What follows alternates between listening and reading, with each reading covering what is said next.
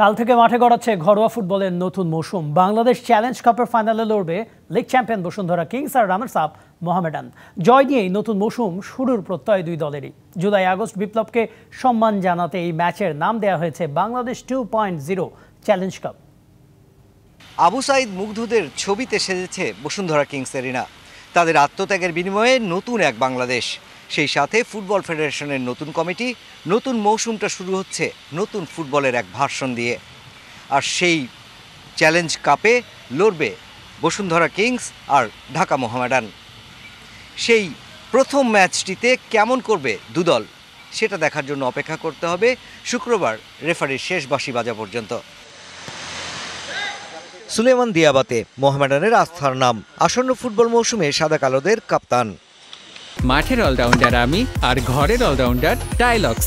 টাইলক্স toilet cleaner, clean মানেই Tylox. গেল মৌসুমে বিপিএল সহ 3 আসরেই রানার্স আপ কোচ আলফাজের শিষ্যরা। শুক্রবার মাঠে গড়াচ্ছে 2024-25 মৌসুম।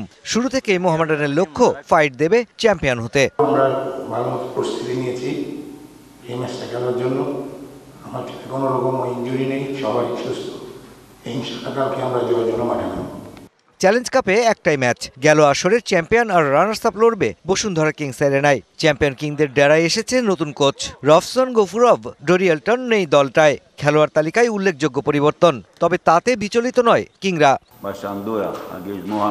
মোহামেডানকে যতটুকু জানি তারা শক্তিশালী দল। ভুটানে এএফসি চ্যালেঞ্জ লিগে আশানুরূপ সাফল্য পাইনি আমরা। আশা করছি এই ম্যাচটা জিতেই ছেলেরা ঘরোয়া ফুটবলের মৌসুমটা শুরু করবে। এবার ক্লাব ফুটবলের নিয়মে পরিবর্তন এনেছে বাফুফে। বিদেশি ফুটবলারের ক্ষেত্রে প্লেয়ার লিস্টে নাম থাকবে 5 জনের, তবে মাঠে খেলতে পারবেন 4 জন। ম্যাচ আয়োজনে বাফুফের সহযোগী প্রতিষ্ঠান বসুন্ধরা কিংস জানিয়েছে এই ম্যাচের টিকিট বিক্রির টাকা দেয়া হবে জুলাই আগস্ট বিপ্লবের শহীদ আর আহতদের ফান্ডে। প্রফেশনাল লিগ ম্যানেজমেন্ট কমিটির যে চেয়ারম্যান উনি এবং ক্রীড়া মন্ত্রণালয় ডিসিশন নিয়েছে যে এই নতুন বাংলাদেশের নতুন কম্পিটিশনটা নতুন বাংলাদেশের উপর বেস করেই হবে। ট্রফিটার নামও দেওয়া হয়েছে বাংলাদেশ 2.0।